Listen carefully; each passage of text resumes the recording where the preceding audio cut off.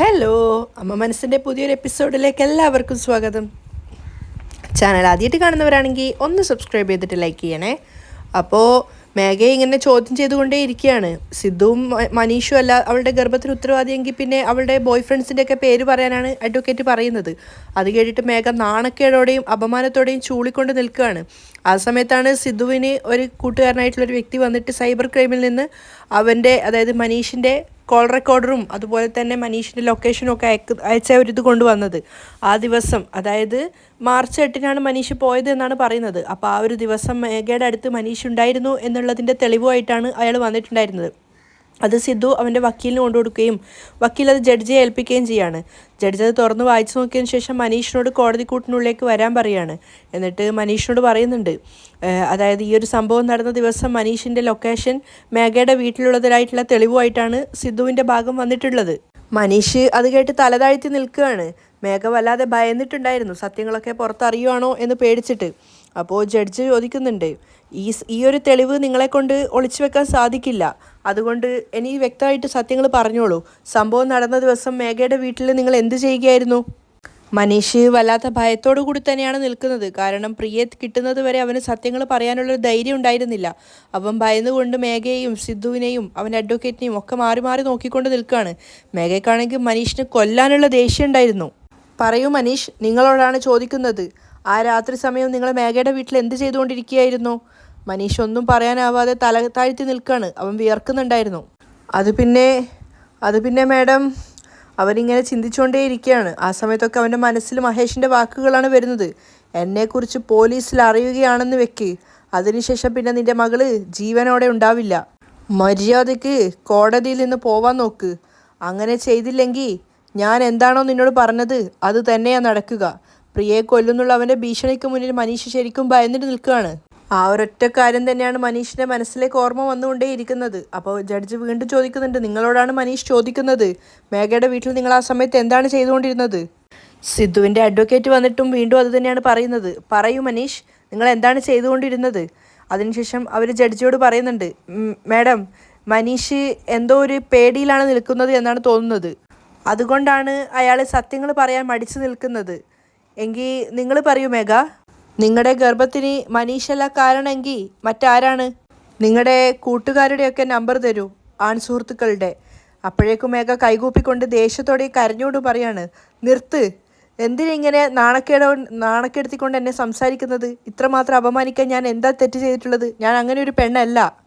നിങ്ങളിങ്ങനെ സംസാരിക്കുന്നത് പോലെ സംസാരിക്കേണ്ട ഒരു പെണ്ണല്ല ഞാനൊരു നല്ല കുടുംബത്തിൽ ജനിച്ചു വളർന്ന പെണ്ണാണ്. എന്നെ ഇങ്ങനെ അപമാനിച്ചുകൊണ്ട് സംസാരിക്കാൻ പാടില്ല. അവൾ വക്കീലിനെ വാൺ ചെയ്യാണ്. അപ്പോൾ വക്കീൽ തിരിച്ചു പറയുന്നുണ്ട്, നല്ല കുടുംബത്തിൽ ജനിച്ച പെണ്ണാണെന്ന് നിങ്ങൾ പറയുന്നു, അപ്പോൾ പിന്നെ നിങ്ങളുടെ ഗർഭത്തിന് ഉത്തരവാദി ആരാണെന്ന് നിങ്ങൾ തന്നെയല്ലേ പറയേണ്ടത്? അതിന് മറുപടി പറയാനാവാതെ മേഘ നിൽക്കുകയാണ്. സംഭവം നടന്ന ദിവസം മനീഷ് നിങ്ങളുടെ വീട്ടിൽ 3 മണിക്കൂറോളം ചെലവഴിച്ചിട്ടുണ്ട്. മേഘ ദേഷ്യത്തോടെ മനീഷിനെ നോക്കി നിൽക്കുകയാണ്. അപ്പോൾ അഡ്വക്കേറ്റ് പറയാണ്, പക്ഷേ അയാളല്ല നിങ്ങളുടെ ഗർഭത്തിന് കാരണമെന്ന് നിങ്ങൾ പറയുന്നു. അപ്പോൾ പിന്നെ വേറെ ആരാണ് കാരണം? മേഘ അപമാനത്തോടു കൂടി തലതാഴ്ത്തി നിൽക്കുകയാണ്. മനീഷിനും അതേ അവസ്ഥ തന്നെയാണ്, മനോഹരനും. അപ്പോൾ ജഡ്ജും പറയുന്നുണ്ട്, ഇനിയെങ്കിലും സത്യങ്ങൾ പറയൂ മേഘ. തൻ്റെ ഗർഭത്തിന് മനീഷല്ല കാരണമെങ്കിൽ പിന്നെ മറ്റാരാണ് കാരണം? നിങ്ങൾ ആരെങ്കിലും സംശയിക്കുന്നുണ്ടോ? അതുകൂടി പറയൂ. അത് കേട്ടപ്പോൾ മേഘ പൊട്ടി പൊട്ടി കരയുകയാണ്. അപ്പോൾ അഡ്വക്കേറ്റ് യാതൊരു ദയാദാക്ഷിണ്യം ഇല്ലാതെയാണ് സംസാരിക്കുന്നത്. പറയൂ മേഘ, നിങ്ങളുടെ ഗർഭത്തിന് മറ്റാരാണ് കാരണം? നിങ്ങൾക്ക് മറ്റാരെങ്കിലും സംശയമുണ്ടോ? അങ്ങനെ ആരെങ്കിലും സംശയം ഉണ്ടെങ്കിൽ അറ്റ്ലീസ്റ്റ് അവരുടെ പേരെങ്കിലും പറയൂ. മേഘ നാണക്കേട് കൊണ്ട് തൊലി ഉരിഞ്ഞു നിൽക്കുകയാണ്. അവസാനം മനീഷിന് സഹിക്കാനാവാതെ അവൻ കോടതിയോട് പറയുന്നുണ്ട്, നിർത്തൂ, മതി, മേഘ ഇങ്ങനെ അപമാനിക്കുന്നത് നിർത്ത്, മതിയാക്ക്. മേഘ നിങ്ങൾ ഉദ്ദേശിക്കുന്ന പോലെ അങ്ങനെ ഒരു പെണ്ണല്ല. മേഘയുടെ ഗർഭത്തിന് ആരാണ് കാരണമെന്ന് ഞാൻ പറയാം. അത് കേട്ടതും മേഘ ശരിക്കും ഷോക്കായിട്ട് നിൽക്കുകയാണ്. മേഘ പറയരുത് എന്ന് വീണ്ടും മനീഷിനോട് കണ്ണുകൊണ്ട് കാണിക്കുകയാണ്. പക്ഷേ മനീഷ് അവളെ നോക്കിക്കൊണ്ട് നിൽക്കുന്നുണ്ട്. അപ്പോൾ ജഡ്ജി പറയാണ്, ശരി, മേഘയുടെ ഗർഭത്തിന് ആരാണ് കാരണമെന്ന് ഇപ്പോഴെങ്കിലും നിങ്ങൾ പറയൂ. പറയരുത് എന്ന് മേഘ ഇങ്ങനെ തലയാട്ടിക്കൊണ്ടേയിരിക്കുകയാണ് മനീഷിനെ നോക്കിയിട്ട്. അവൾ മനസ്സിലിങ്ങനെ കരഞ്ഞോണ്ട് പറയാണ്, വേണ്ട മനീഷ്, ഈ സമയത്ത് നീ പറയരുത്, പറയാൻ പാടില്ല. മനീഷ് ഒന്നും മിണ്ടാതെ നിൽക്കുകയാണ്. എന്താ ഇങ്ങനെ മിണ്ടാതെ നിൽക്കുന്നത് മനീഷ്? മേഘയുടെ ഗർഭത്തിന് ആരാണ് കാരണം? പറയൂ. കോടതി വീണ്ടും ചോദിക്കുകയാണ്. അപ്പോൾ സിദ്ധുവിൻ്റെ അഡ്വക്കേറ്റ് പറയുന്നുണ്ട്, മനീഷ്, കോടതിയുടെ വിലപ്പെട്ട സമയം വെറുതെ നശിപ്പിക്കരുത്. മേഘയുടെ ഗർഭത്തിന് ആരാണ് കാരണം എന്ന് പറയൂ മനീഷ്. ആ സമയം മേഘയ്ക്ക് ഇങ്ങനെ തലകറങ്ങിക്കൊണ്ടേയിരിക്കുകയാണ്. മനീഷ് നോക്കുമ്പോൾ മേഘ അവിടുന്ന് തലകറങ്ങുന്നുണ്ടായിരുന്നു. മേഘ അവൻ വിളിക്കുമ്പോഴേക്കും മേഘ കണ്ണടച്ചിട്ട് വീണിട്ടുണ്ടായിരുന്നു. മനീഷും മനോഹരനും അവിടെ ഉണ്ടായിരുന്ന പോലീസുകാരനും ഒക്കെ കൂടെ വന്നിട്ട് മേഘയെ പിടിച്ച് എഴുന്നേൽപ്പിക്കുകയാണ്. മേഘ മേഘ എഴുന്നേക്ക് എന്നൊക്കെ മനീഷ് പറയുന്നുണ്ട്. അപ്പോഴേക്കും ജഡ്ജി കോർട്ടിലെ ആ ഒരു സമയം മാറ്റിവെക്കുകയാണ്. വൈകുന്നേരത്തേക്ക് തീർപ്പ് കൽപ്പിക്കാൻ വേണ്ടി മാറ്റിവെക്കുകയാണ്. മേഘയെ എടുത്തിട്ട് മനീഷും മനോഹരനും പുറത്തേക്ക് പോവാണ്. ആ സമയം കൊണ്ട് ചന്ദ്രിക ലൊക്കേഷനിൽ എത്തിയിട്ടുണ്ടായിരുന്നു. അവൾക്ക് പിന്നാലെ തന്നെ ഒരു ജീപ്പ് നിറയെ പോലീസുകാരുണ്ടായിരുന്നു. മഹേഷ് ജനലിൻ്റെ കർട്ടൻ ശരിയാക്കുന്ന സമയത്താണ് കാണുന്നത് ഒരു ഓട്ടോയിൽ ചന്ദ്രികയും തൊട്ടു പിന്നാലെ പോലീസ് ജീപ്പും വരുന്നത്. അവൻ ശരിക്കും ഞെട്ടിയിട്ടുണ്ടായിരുന്നു. അപ്പോൾ ലൊക്കേഷനിലെത്തിയ സമയത്ത് ചന്ദ്രിക ഓട്ടോനോട് നിർത്താൻ പറയാണ്. എന്നിട്ട് പോലീസുകാർ അവൾക്ക് പിന്നാലെ ഇറങ്ങുന്നുണ്ട്. അവൾ പോലീസുകാരോട് പറയുന്നുണ്ട്, ഇവിടെയാണ് മഹേഷ് കുട്ടിയെ തട്ടിക്കൊണ്ട് വന്നിട്ടുള്ളത് സർ. മാഡം നിങ്ങൾ ഇവിടെ നിൽക്കൂ, ഞങ്ങൾ പോയിട്ട് അകത്ത് പോയിട്ട് നോക്കാം എന്ന് പോലീസുകാർ പറയുകയാണ്. ചന്ദ്രിക അതുപ്രകാരം അവിടെ നിൽക്കുന്നുണ്ട്. മഹേഷ് ആണെങ്കിൽ ആകെ പതർച്ചയോടെയാണ് നിൽക്കുന്നത്. അയ്യോ, ഈ ചന്ദ്രിക പോലീസുമായിട്ടാണല്ലോ വന്നിട്ടുള്ളത് എന്നൊക്കെ അവൻ ചിന്തിക്കുന്നുണ്ട്. ആ സമയത്ത് ചന്ദ്രിക ഇങ്ങനെ ഭയന്നുകൊണ്ട് നിൽക്കുകയാണ്. പ്രിയക്കൊന്നും സംഭവിക്കാതെ തിരിച്ചു കിട്ടണമല്ലോ. മഹേഷ് വേഗം വലിയൊരു വടിയെടുത്തിട്ട് വാതിലിൻ്റെ മറവിൽ നിൽക്കുകയാണ്. പോലീസുകാർ വാതിൽ തുറന്നിട്ട് ആദ്യം കോൺസ്റ്റബിൾമാരാണ് അകത്തേക്ക് കയറിയത്. ആദ്യത്തെ രണ്ടുപേരുടെയും തലക്കടിച്ചിട്ട് മഹേഷ് അവിടെ നിലത്തിടുന്നുണ്ട്. പക്ഷേ മൂന്നാമത് SI കയറിയപ്പോഴേക്കും അയാൾ ആ ഒരു ശ്രദ്ധയോടു കൂടിയാണ് വന്നത്. അപ്പോൾ അയാളും മഹേഷും തമ്മിൽ ഭയങ്കര ഫൈറ്റ് നടക്കുകയാണ്. ആ സമയത്ത് ചന്ദ്രികയും അവർക്ക് പിന്നാലെ വരുന്നുണ്ടായിരുന്നു. ചന്ദ്രിക നോക്കുമ്പോൾ മഹേഷും ആ പോലീസുകാരും തമ്മിൽ തല്ല് പിടിക്കുകയാണ്. അവൾ വേഗം അകത്ത് പോയിട്ട് പ്രിയയെ അന്വേഷിക്കുന്നുണ്ട്. പ്രിയ ഒരു സ്ഥലത്ത് കെട്ടിയിട്ടിരിക്കുകയാണ്. പ്രിയ കരഞ്ഞുകൊണ്ടിരിക്കുന്ന സമയത്ത് ചന്ദ്രിക പോയിട്ട് പറയുന്നുണ്ട്, പ്രിയ കരയല്ലേടാ, ആൻറ്റി വന്നില്ലേ? അപ്പോൾ പോലീസുകാരൻ അവളോട് പറയാണ്, മാഡം നിങ്ങൾ കുഞ്ഞിനെയും കൊണ്ട് പോയിക്കോ, ഇവൻ്റെ കാര്യം ഞാൻ നോക്കിക്കോളാം. അത് കേട്ടപ്പോൾ തന്നെ ചന്ദ്രിക വേഗം കുഞ്ഞിനെയും കൊണ്ട് പുറത്തേക്ക് വരികയാണ്. എന്നിട്ട് അവൾ വന്ന ഓട്ടോയിൽ തന്നെ കുഞ്ഞിനെയും കൂട്ടിയിട്ട് അവൾ തിരിച്ചു പോകുന്നുണ്ട്. ആ സമയത്ത് മഹേഷും ആ ഒരു പോലീസുകാരും തമ്മിൽ അവിടെ അടി നടക്കുകയാണ്. ഒരല്പസമയം കഴിഞ്ഞപ്പോഴേക്കും മേഘയ്ക്ക് ബോധം തിരിച്ചു വന്നിട്ടുണ്ടായിരുന്നു. വീണ്ടും കോർട്ട് കൂടുകയാണ്. അപ്പോൾ രണ്ടുപേരോടും കോടതിക്കൂട്ടിനുള്ളിലേക്ക് കയറാൻ പറഞ്ഞ ശേഷം ജഡ്ജ് മനീഷിനോട് ചോദിക്കുന്നുണ്ട്, മനീഷ് പറയൂ, നിങ്ങൾക്ക് മേഘയുടെ ഗർഭത്തിന് ഉത്തരവാദി ആരാണെന്ന് അറിയാമെന്നല്ലേ പറഞ്ഞത്? എന്താ നടന്നത് വ്യക്തമായിട്ട് പറയൂ. അപ്പോൾ സിദ്ധുവിൻ്റെ അഡ്വക്കേറ്റ് വന്നിട്ട് പറയൂ മനീഷ്, നിങ്ങളല്ലേ മേഘയുടെ ഗർഭത്തിന് ഉത്തരവാദി ആരാണെന്ന് അറിയാമെന്ന് നിങ്ങൾ പറഞ്ഞത്? ഇനി വ്യക്തമായിട്ട് പറയൂ, ആരാണ്? അത് പറയാൻ നിങ്ങളെന്തിനും ഇങ്ങനെ മടിക്കുന്നത്? സത്യം പറയൂ മനീഷ്. യുവർ ഓണർ, ഇയാൾക്ക് സത്യങ്ങൾ മുഴുവൻ അറിയാം. പക്ഷെ എന്തോ ഒരു കാരണം കൊണ്ട് ഇയാൾ അത് പറയാൻ മടിച്ചു നിൽക്കുവാണ്. നിങ്ങളെങ്കിലും പറയൂ മേഘ, നിങ്ങളുടെ ഗർഭത്തിന് ആരാണ് കാരണമെന്ന് പറയൂ. മേഘ കരഞ്ഞുകൊണ്ട് ഒരു കുറ്റവാളിയെ പോലെ നിൽക്കുകയാണ്. താനിപ്പോൾ സത്യം പറഞ്ഞില്ലെങ്കിൽ ഈ നാട് മുഴുവൻ നിന്റെ നടത്തിപ്പിനെ കുറിച്ച് വളരെ മോശമായിട്ടാണ് സംസാരിക്കുക. മേഘ അപമാനഭാരത്തോടെ നിൽക്കുകയാണ്. അപ്പോൾ വക്കീൽ വീണ്ടും അവളിങ്ങനെ പ്രവോക്ക് ചെയ്തുകൊണ്ടേയിരിക്കുകയാണ്. അച്ഛൻ ആരാണെന്ന് അറിയാത്ത കുഞ്ഞിനെയാണ് താൻ വയറ്റിൽ ചുമക്കുന്നത് എന്ന് പറഞ്ഞിട്ട് ഈ നാട് മുഴുവൻ നിന്നെ നോക്കി പരിഹസിച്ചിരിക്കും. ഈ അപമാനമൊക്കെ നിനക്ക് ആവശ്യമുള്ളതാണോ? പറ, ഈ അപമാനം നീ ചോദിച്ചു വാങ്ങിക്കുകയാണോ? മേഘയ്ക്ക് സഹിക്കാവുന്നതിൻ്റെ പരിധി കഴിഞ്ഞിട്ടുണ്ടായിരുന്നു. അവൾ പൊട്ടിക്കരഞ്ഞുകൊണ്ട് പറയാണ്, മതി, നിർത്ത്, ഞാൻ തന്നെ സത്യങ്ങൾ പറയാം. മേഘ എന്താണ് സത്യങ്ങൾ പറയാൻ വേണ്ടി പോകുന്നതെന്ന് ആലോചിച്ച് നിൽക്കുകയാണ് മനോഹരനും മറ്റുള്ള എല്ലാവരും. അപ്പോൾ മേഘ പറയുന്നുണ്ട്, എൻ്റെ ഗർഭത്തിന് സിദ്ധു അല്ല കാരണം. അത് കേട്ടപ്പോൾ തന്നെ സിദ്ധുവിൻ്റെ മുഖത്ത് ശരിക്കും ഒരു പ്രകാശം വിരിഞ്ഞ സന്തോഷമാണ്. മഹേന്ദ്രനും ലക്ഷ്മിയും ഒക്കെ സന്തോഷത്തോടെ ചിരിക്കുന്നുണ്ട്. മനോഹരനാണ് ശരിക്കും ആശ്ചര്യപ്പെട്ടു പോയത്.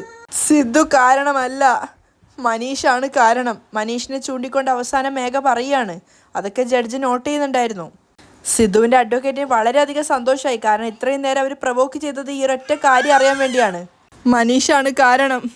അച്ഛൻ ആരാണെന്ന് അറിയാത്ത കുഞ്ഞിനെയല്ല ഞാൻ വയറ്റിൽ ചുമന്നത്. അവൾ കോടതിയെ നോക്കിയിട്ട് അലറിക്കൊണ്ട് പറയാണ്. അവസാനം നിന്റെ നാവ് കൊണ്ട് തന്നെ നീ സത്യങ്ങളൊക്കെ വിളിച്ചു പറഞ്ഞു അല്ലേ എന്ന് മനോഹരം പിറുവിറുക്കുകയാണ്. അപ്പോൾ കോടതിയോട് മേഘ പറയുന്നുണ്ട്, മനീഷിൻ്റെ കുഞ്ഞിനെയാണ് ഞാൻ എൻ്റെ വയറ്റിൽ ചുമക്കുന്നത്. അപ്പോഴേക്കും പ്രിയയും കൂട്ടിക്കൊണ്ട് ചന്ദ്രിക അവിടെ എത്തിയിട്ടുണ്ടായിരുന്നു. ചന്ദ്രിക പ്രിയയെ കൂട്ടിക്കൊണ്ട് വരുന്നത് കണ്ടപ്പോൾ തന്നെ സിദ്ധു വേഗം എഴുന്നേറ്റ് നിൽക്കുകയാണ്. പ്രിയ, ഒരു കുഴപ്പമില്ലല്ലോ മോളെ എന്നൊക്കെ ചോദിക്കുന്നുണ്ട്.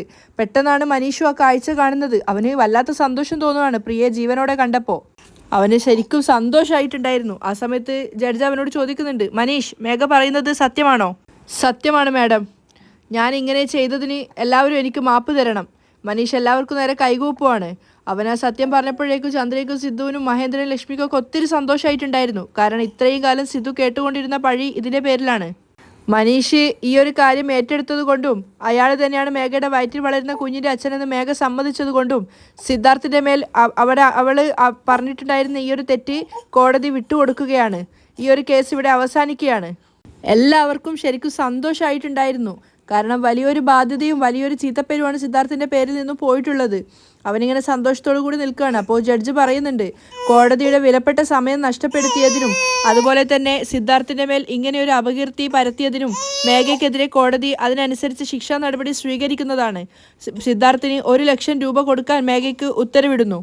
മേഘ സിദ്ധുവിനെയും ചന്ദ്രികയെയും നോക്കിയിട്ട് തോറ്റ ഭാവത്തോടു കൂടി പൊട്ടിക്കരഞ്ഞുകൊണ്ടാണ് കോടതിയിൽ നിന്ന് ഇറങ്ങി പോകുന്നത്. അത്രയും നേരം അവൾക്കുള്ളൊരു പ്രതീക്ഷ സിദ്ധാർത്ഥിനെ ഇന്നത്തെ ദിവസം കോടതി ശിക്ഷിക്കും എന്നുള്ളതായിരുന്നു. മേഘയ്ക്ക് പിന്നാലെ തന്നെ മനോഹരനും പോകുന്നുണ്ടായിരുന്നു. മേഘ നിൽക്ക് മോളെ നിൽക്ക് എന്നൊക്കെ പറഞ്ഞിട്ട്. മേഘയാണെങ്കിൽ കരഞ്ഞുകൊണ്ടാണ് പോകുന്നത്. മനീഷിനാണെങ്കിൽ പ്രിയയെ കണ്ടപ്പോൾ ഒത്തിരി സന്തോഷമാവുകയാണ്. അവൻ വേഗം വന്നിട്ട് പ്രിയ അച്ഛ എന്നൊക്കെ പറഞ്ഞ് അവർ പരസ്പരം കെട്ടിപ്പിടിക്കുകയാണ്. നിനക്കൊന്നും പറ്റിയില്ലല്ലോ മോളെ എന്നൊക്കെ പറഞ്ഞിട്ട് പ്രിയയുടെ ചുറ്റിലും കവിളിലൊക്കെ ഉമ്മ വെക്കുകയാണ്. അപ്പോൾ ചന്ദ്രിക സിദ്ധുവിനോട് പറയുന്നുണ്ട്, സിദ്ധു സർ നമ്മൾ വിജയിച്ചു കഴിഞ്ഞു. അതേ ചന്ദ്രിക. ആ സമയത്ത് മേഘയാണെങ്കിൽ പുറത്ത് നിന്ന് പൊട്ടിക്കരയാണ്. മനോഹരൻ അവളെ ആശ്വസിപ്പിക്കുന്നുണ്ട്. ആ സമയത്തും അയാൾ മനസ്സിൽ ചിന്തിക്കുകയാണ്, സത്യങ്ങൾ നിന്റെ വായ കൊണ്ട് തന്നെ എല്ലാവരും പറയിപ്പിച്ചു. അതേസമയം ലക്ഷ്മിയും മഹേന്ദ്രനും വേഗം ഇറങ്ങിയിട്ട് മേഘയുടെ അടുത്തേക്കാണ് വരുന്നത്. എന്നിട്ട് ലക്ഷ്മി പുച്ഛത്തോടെ പറയാണ്, മേഘ, നിന്നെ വളർത്തിയതിന് ഞങ്ങൾ രണ്ടുപേരും നാണക്കേട് കൊണ്ട് തലതാഴ്ത്തി നിൽക്കേണ്ട അവസ്ഥയിലാണിപ്പോൾ. ഇത്രയും നാണം കെട്ടൊരു കാര്യം ഒരു പെണ്ണും ചെയ്യില്ല. ഇനി മേലാൽ എൻ്റെ കണ്ണുമുന്നിൽ നിന്നെ കാണാൻ പാടില്ല. അവർ പുച്ഛത്തോടെ അവിടെ നിന്ന് പോവുകയാണ്. പിന്നാലെ സിദ്ധുവും ചന്ദ്രികയും മനീഷും പ്രിയയും വന്നിട്ടുണ്ടായിരുന്നു. മനീഷും പ്രിയ മേഘയുടെ അടുത്ത് നിൽക്കുമ്പോഴൊക്കെ മേഘ കരഞ്ഞുകൊണ്ടേ ഇരിക്കുകയാണ്. സിദ്ധുവും ചന്ദ്രികയും മേഘയെ നോക്കിക്കൊണ്ട് അല്പദൂരം മാറി നിൽക്കുന്നുണ്ട്. അപ്പോൾ മനീഷ് മേഘയോട് പറയാണ്, നിനക്ക് ആരുമില്ലെന്ന് കരുതണ്ട, ഞാൻ നിനക്കൊപ്പം ഉണ്ട്. നിന്നെയും പ്രിയയും ഞാൻ പൊന്നുപോലെ നോക്കിക്കോളാം. പക്ഷെ അത് കേട്ടപ്പോൾ മേഘയ്ക്ക് ദേഷ്യമാണ് വരുന്നത്. കാരണം മനീഷിൻ്റെ കൂടെ ജീവിക്കാതിരിക്കാനാണ് അവൾ ഇത്രയും കാലം ശ്രമിച്ചുകൊണ്ടിരുന്നത്. നിന്റെ വയറ്റിൽ വളർന്ന കുഞ്ഞിനെ നീ നശിപ്പിച്ചു, സാരമില്ല, അത് ക്ഷമിച്ചിട്ട് ഞാൻ നിന്നെ സ്വീകരിച്ചോളാം. അപ്പോഴേക്കും ചന്ദ്രിക തിരിച്ചു വന്നിട്ട് പറയുകയാണ്, ഇല്ല മനീഷ്, മേഘയുടെ വയറ്റിൽ വളരുന്ന കുഞ്ഞിനെ നശിപ്പിച്ചിട്ടില്ല. അത് കേട്ടപ്പോൾ മേഘയും മനീഷും മനോഹരനും ഒക്കെ ആകെ ഷോക്കായിട്ടുണ്ടായിരുന്നു. മേഘ അതിശയത്തോട് ചോദിക്കുകയാണ്, എന്താ പറഞ്ഞത്? എൻ്റെ വയറ്റിൽ വളരുന്ന കുഞ്ഞിനെ ഞാൻ അബോർഷൻ ചെയ്തതാണ്. ഇല്ല, നീ കുട്ടിയെ അബോർഷൻ ചെയ്യാൻ വേണ്ടിയിട്ട് ഹോസ്പിറ്റലിൽ എത്തിയ സമയത്ത് ആ ഡോക്ടർ എന്നെ കോൾ ചെയ്തിട്ടുണ്ടായിരുന്നു. ഞാൻ ആ കുട്ടിയെ നശിപ്പിക്കരുത് എന്ന് ഡോക്ടറോട് പറഞ്ഞിട്ടുണ്ടായിരുന്നു. അവർ നിനക്ക് അനസ്തേഷ്യ തന്ന് 2 മണിക്കൂറോളം നിന്നെ മയക്കി കിടത്തിയിട്ട് തിരിച്ചയച്ചതാണ്. അത് കേട്ടതും മേഘ ശരിക്കും ഷോക്കായി നിൽക്കുകയാണ്. നിന്റെ കുഞ്ഞ് ഒന്നും സംഭവിച്ചിട്ടില്ല, ഇപ്പോഴും അത് നിന്റെ വയറ്റിൽ തന്നെ ഉണ്ട്. മേഘ അത് കേട്ട് ആകെ ഞെട്ടി നിൽക്കുകയാണ്. പക്ഷെ മനീഷിന് അത് കേട്ടപ്പോൾ വല്ലാത്ത സന്തോഷമാണ് തോന്നുന്നത്. ഒരുപാട് നന്ദിയുണ്ട് ചന്ദ്രിക, എൻ്റെ 2 കുഞ്ഞുങ്ങളെയും നീ രക്ഷിച്ചു. മനീഷ് ചന്ദ്രികയ്ക്ക് നന്ദി പറയാണ്. എനിക്ക് ജീവനുള്ളിടത്തോളം കാലം ഞാനിത് മറക്കില്ല. അത് കേട്ട് എല്ലാവരും സന്തോഷിക്കുമ്പോഴും മേഘയാണെങ്കിൽ പൊട്ടിക്കരയാണ്. കാരണം എല്ലാ ഭാഗത്തു നിന്നും അവൾ തോറ്റു എന്നുള്ളത് അവൾക്ക് മനസ്സിലായി. സാരയില്ല മനീഷ്, മേഘ ഇനിയെങ്കിലും മനീഷിൻ്റെ കൂടെ ഒന്നിച്ച് ജീവിച്ച് സന്തോഷത്തോടെ ജീവിക്കാൻ നോക്ക്. മേഘ അലറിക്കൊണ്ട് പറയാണ്, ഇവൻ്റെ കൂടെയോ? ഞാൻ മരിക്കുകയാണെങ്കിൽ പോയി ഞാൻ മരിക്കും, പക്ഷെ ഇവൻ്റെ കൂടെ ഞാൻ ജീവിക്കും നീ സ്വപ്നം കാണണ്ട. അത് കേട്ടതും ലക്ഷ്മിക്ക് ദേഷ്യം കയറുകയാണ്. ഇത്രയൊക്കെ സംഭവിച്ചിട്ടും നിനക്ക് തിരുത്താൻ നീ തയ്യാറല്ല അല്ലേ? ഇനിയൊക്കെ നീ ജീവനോടെ ഉണ്ടായിട്ടും ആർക്കാ കാര്യം? നിന്നെ കൊണ്ട് നിന്റെ ഭർത്താവിനും കാര്യമില്ല, നിന്റെ മകൾക്കും കാര്യമില്ല. നീയൊക്കെ എന്തിനാണ് ജീവിക്കുന്നത്? ഒരു കാര്യം ഞാൻ പറയാം, നിന്റെ ജീവിതം നീ എന്തോ ചെയ്യ്, അതിനെ പറ്റിയൊന്നും എനിക്കിപ്പോൾ ഒരു ആശങ്കയുമില്ല. പക്ഷെ അതിനു മുമ്പ് ചന്ദ്രികയുടെ കഴുത്തിൽ നിന്ന് നീ പറിച്ചെടുത്ത സിദ്ധു കെട്ടിയ താലി തിരിച്ചു കൊടുത്തിട്ട് പോ. അത് കേട്ട സമയത്ത് മേഘ മാറി മാറി എല്ലാവരെയും നോക്കുവാണ്. അപ്പോൾ മഹേന്ദ്രൻ ദേഷ്യത്തോടെ പറയുന്നുണ്ട്, എന്താ നോക്കുന്നത്? ചന്ദ്രികയുടെ കഴുത്തിൽ നിന്ന് പറിച്ചെടുത്ത താലി തിരിച്ചവൾക്ക് കൊടുക്കാൻ നോക്ക്. മനീഷ് അവൻ്റെ പോക്കറ്റിൽ നിന്നും ചന്ദ്രികയിൽ നിന്നും പറിച്ചെടുത്തിട്ടുണ്ടായിരുന്ന ആ ഒരു താലി എടുത്തു വെച്ചിട്ടുണ്ടായിരുന്നു. അത് മേഘയ്ക്ക് കൊടുക്കുകയാണ്. മേഘ മനസ്സോടെ ചന്ദ്രികയെ നോക്കാതെ അത് അവൾക്ക് നേരെ നീട്ടി കൊടുക്കുന്നുണ്ട്. ചന്ദ്രികയ്ക്ക് അത് കണ്ടപ്പോൾ കണ്ണ് നിറയാണോ, സന്തോഷം കൊണ്ടാണോ, സങ്കടം കൊണ്ടാണോ എന്ന് അറിയാത്ത അവസ്ഥയിലാണ് ഉണ്ടായിരുന്നത്. സിദ്ധുവിനും അതുപോലെ തന്നെ ഒത്തിരി സന്തോഷമായിട്ടുണ്ടായിരുന്നു. ചന്ദ്രിക കൈനീട്ടി അത് വാങ്ങിക്കുകയാണ്. മേഘ നാണക്കേടോടുകൂടി അപമാനഭാരത്തോടെ അവിടെ നിന്ന് കരഞ്ഞിട്ട് പോവുകയാണ്. പിന്നാലെ മനോഹരനും പോകുന്നുണ്ട്. മേഘ അപ്പോൾ ലക്ഷ്മി ചന്ദ്രികയോട് പറയാണ്, ചന്ദ്രിക ഈ താലി വീണ്ടും നിന്റെ കഴുത്തിലിടണം. ഒരു നല്ല ദിവസം നോക്കി, മുഹൂർത്തം നോക്കി ഈ താലി വീണ്ടും സിദ്ധു നിന്റെ കഴുത്തിൽ കെട്ടും. എന്നിട്ട് മനീഷിനോട് പറയാണ്, മനീഷ്, മേഘ നിന്റെ കൂടെ ചേർന്ന് ഒന്നിച്ച് ജീവിച്ചില്ലെങ്കിലും സാരമില്ല, പ്രിയ നിന്നെ സ്വീകരിച്ചിട്ടുണ്ട് മനീഷ്, നീ നിന്റെ കുഞ്ഞിൻ്റെ ഒപ്പം ജീവിക്ക്. ശരി മാഡം. അപ്പോൾ മനീഷ് പറയുന്നുണ്ട്, എല്ലാവരും എന്നോട് ക്ഷമിക്കണം. മേഘ അവളുടെ വയറ്റിൽ വളരുന്ന കുഞ്ഞിനെ അബോർഷൻ ചെയ്യുമെന്ന് പറഞ്ഞ് എന്നെ ഭീഷണിപ്പെടുത്തത് കാരണമാണ് എനിക്ക് നിങ്ങളോട് ആരോടും സത്യങ്ങൾ പറയാൻ സാധിക്കാഞ്ഞത്. എന്നിട്ട് സിദ്ധുവിൻ്റെ അടുത്ത് പോയിട്ട് അവൻ്റെ കൈകൾ ചേർത്ത് പിടിച്ചിട്ട് അവനോട് മാപ്പ് പറയാണ്. സിദ്ധു സർ, എന്നോട് ക്ഷമിക്കണം. അപ്പോൾ സിദ്ധു ചിരിച്ചുകൊണ്ട് പറയുന്നുണ്ട്, കുഴപ്പമില്ല, ഇപ്പോഴെങ്കിലും നീ സത്യങ്ങൾ തുറന്നു പറഞ്ഞല്ലോ, അത് മതി. പ്രിയയെ നന്നായിട്ട് നോക്കിക്കോ. ഞാൻ സൂക്ഷിച്ചോളാം സാർ. എന്നിട്ട് സിദ്ധു പ്രിയയുടെ അടുത്തേക്ക് പോവാണ്. പ്രിയക്കുട്ടി എന്ന് പറഞ്ഞപ്പോഴേക്കും മേഘ പോയെടുത്തുനിന്ന് തിരിച്ചു വന്നിട്ടുണ്ടായിരുന്നു. പ്രിയ, ഇവരുടെ കൂടെ നിനക്കെന്താ കാര്യം, വാ ഇങ്ങോട്ട് എന്ന് പറഞ്ഞിട്ട് അവളുടെ കൈ പിടിച്ച് വലിച്ചു കൂട്ടിക്കൊണ്ട് പോവാണ്. അച്ഛാ അച്ഛാ അച്ഛാ അച്ഛാ എന്നെ കൊണ്ടുപോലെന്ന് പറ അച്ഛാ എന്നിങ്ങനെ പ്രിയ കരയുന്നുണ്ടായിരുന്നു. പക്ഷേ പ്രിയയും വലിച്ചുകൊണ്ട് മേഘ പോവാണ്. അപ്പോൾ ലക്ഷ്മിയാണെങ്കിൽ മഹേന്ദ്രനോട് പറയുന്നുണ്ട്, ഏട്ടാ ഇപ്പോഴാണ് എനിക്ക് ശരിക്കും ജീവൻ തിരിച്ചു കിട്ടിയത്. ഈ നാടും നാട്ടുകാരും നമ്മളെ എത്രത്തോളം നാണക്കേടോടു കൂടിയാണ് സംസാരിച്ചത്, നമ്മൾ എത്രത്തോളം അപമാനഭാരത്തോടെ നിൽക്കേണ്ടി വന്നു. ഇനി ആരും തന്നെ അങ്ങനെയൊന്നും സംസാരിക്കില്ല. അതാലോചിക്കുമ്പോൾ ഒരു സന്തോഷമുണ്ട്. എല്ലാവരും ആ ഒരു സന്തോഷത്തിലാണ് ഉണ്ടായിരുന്നത്. കാരണം സിദ്ധുവിൻ്റെ നിരപരാധിത്വം എല്ലാവർക്കും വ്യക്തമായല്ലോ. അവിടെയാണ് ഇന്നത്തെ എപ്പിസോഡ് വൈൻഡപ്പ് ചെയ്യുന്നത്. നേരത്തെ എപ്പിസോഡ് പറഞ്ഞപ്പോഴേ പറയാൻ വിട്ടുപോയതാണ്. ഒരുപാട് ആൾക്കാർ ഹാപ്പി ന്യൂ ഇയർ മെസ്സേജ് ഇട്ടിട്ടുണ്ടായിരുന്നു. എല്ലാവരോടും ഹാപ്പി ന്യൂ ഇയർ. ഈ പുതുവർഷം എല്ലാവർക്കും നന്നായിട്ട് തന്നെ പോകട്ടെ. ഈ കഥ കേട്ടുകൊണ്ടിരിക്കുന്ന എല്ലാവരും വിചാരിക്കുന്നുണ്ടാവും, ഇത്രയും മോശമായിട്ടുള്ള സ്റ്റോറി പറയുന്ന ഇവളാണോ പുതുവത്സരാശംസകൾ നേരുന്നത് എന്ന്. പക്ഷേ അൺഫോർച്ചുനേറ്റ്ലി നിങ്ങളെപ്പോലെ തന്നെ ഞാനും ഈ സ്റ്റോറി പറയുന്നുള്ളൂ. ഇതിൽ ഓരോ പൊട്ടത്തരങ്ങൾ എനിക്കും നന്നായിട്ട് മനസ്സിലാവുന്നുണ്ട് കേട്ടോ. പക്ഷേ എല്ലാവർക്കും എൻ്റെ ഹൃദയം നിറഞ്ഞ പുതുവത്സരാശംസകൾ. എല്ലാവർക്കും ഈ വർഷം നല്ലൊരു ആരോഗ്യം നിറഞ്ഞതും ആയുസ്സുള്ളതും എല്ലാം നിറഞ്ഞൊരു നല്ല വർഷമാവട്ടെ. എൻ്റെ മോൻ എൻ്റെ കൈ കിടന്ന് ഇങ്ങനെ പൊളയാണ്. അതിൻ്റെതായ ബുദ്ധിമുട്ടുകൾ ഈ വോയിസിലുണ്ടാവും കേട്ടോ. അപ്പോൾ ഓക്കെ.